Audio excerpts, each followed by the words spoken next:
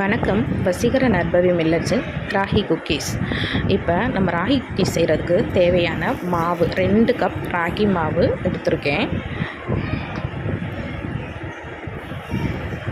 1 cup கோதுமை மாவு எடுத்திருக்கேன்.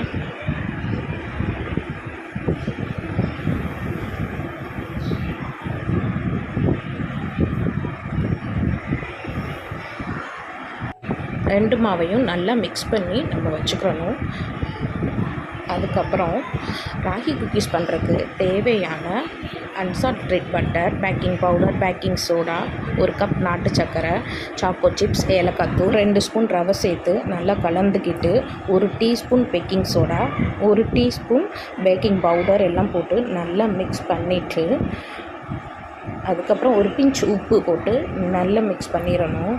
மாவை நல்லா மிக்ஸ் பண்ணிவிட்டு கொஞ்சம் ஏலக்காய் தூள், வாசனைக்காக ஏலக்காய் தூள் போட்டு அதையும் நல்லா மிக்ஸ் பண்ணிக்கிறணும். மிக்ஸ் பண்ணிவிட்டு நல்லா மாவு நல்லா மிக்ஸ் ஆகணும்.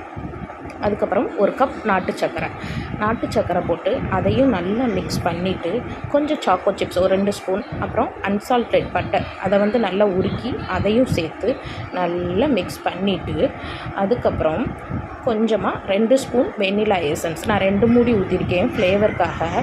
அதுக்கப்புறம் அந்த சாக்கோ சிப்ஸும் கொஞ்சம் போட்டு நல்லா, அதுக்கப்புறம் பிஸ்கட் வச்சு எடுத்துகிட்டு ஓவனில் 180 டிகிரிக்கு ப்ரீ ஹீட் பண்ணிவிட்டு ஒரு 20 to 24 மினிட்ஸ் வச்சு எடுத்திங்கன்னா ராகி பிஸ்கட் ரெடி. செம்ம டேஸ்ட்டாக இருக்குங்க. ஃபுல் ஹெல்த்தி வேறு.